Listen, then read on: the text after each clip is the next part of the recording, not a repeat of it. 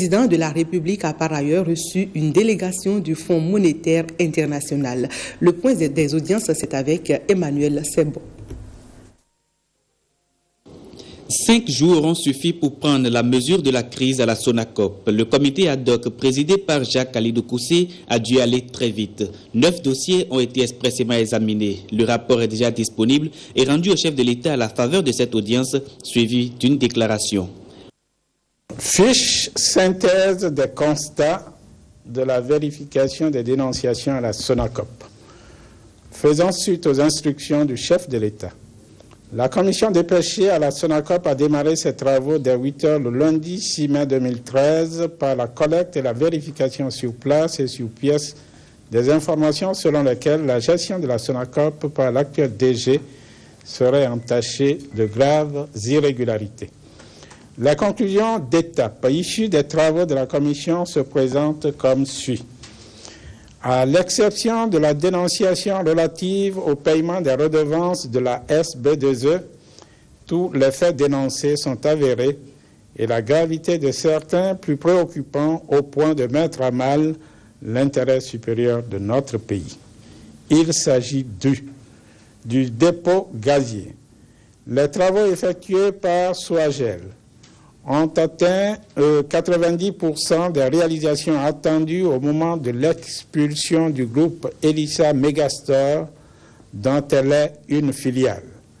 Le DG de la Sonacop a fait fi des conséquences pratiques et juridiques de cette expulsion, intervenue essentiellement pour raison de blanchiment, et a poursuivi les transactions commerciales avec différentes entreprises écrans, malgré sa bonne connaissance de cette situation.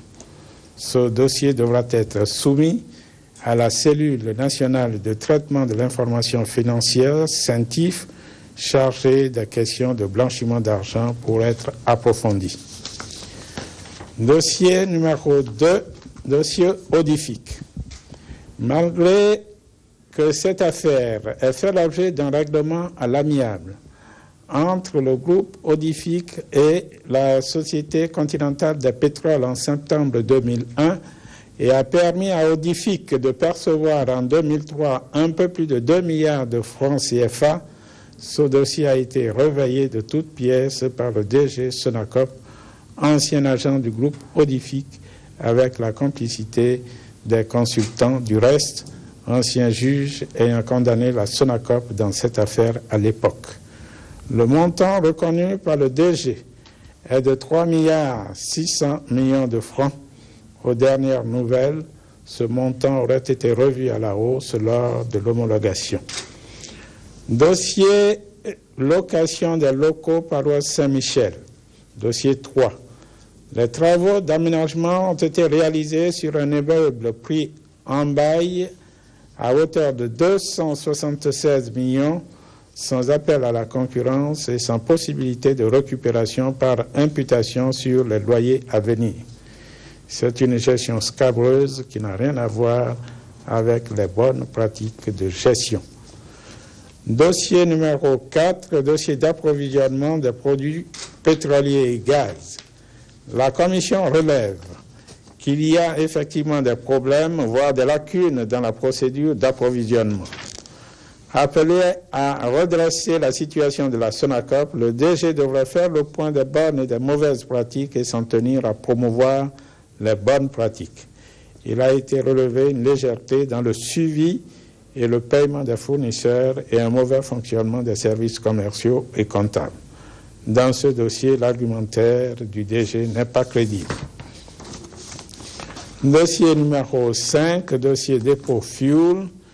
Le montant de ce projet estimé à 1,5 milliard de francs CFA n'est pas hors de portée de la Sonacop.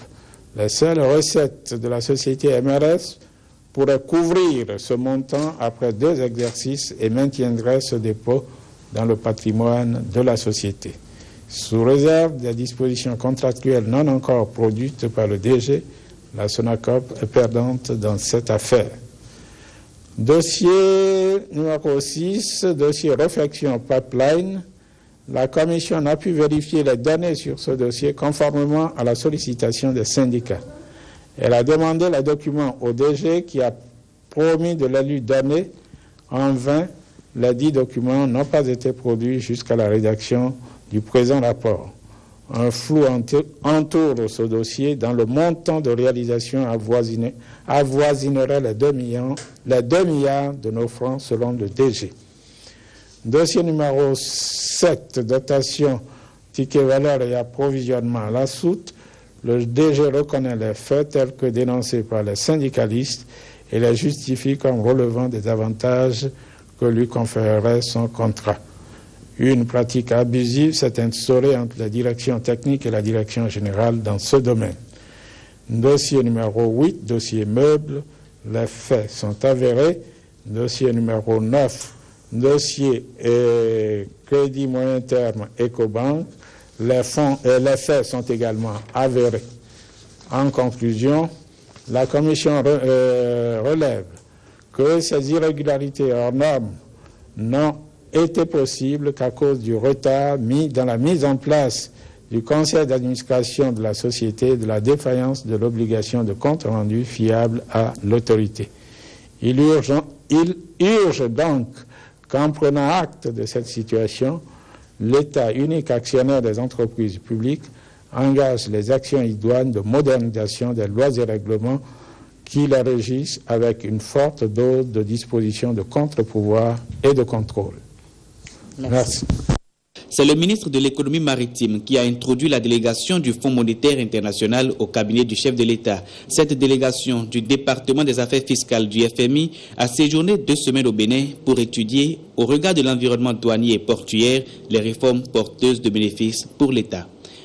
Vous savez, nous avions connu le PVI, que nous avions suspendu, nous avions même résilié le contrat, mais il faudrait quand même que nous continuions avec les réformes. Donc cette équipe du Fonds monétaire international est venue rendre compte au chef de l'État des fruits de ces recherches, de ces investigations et de la nouvelle forme que doit prendre cette réforme-là.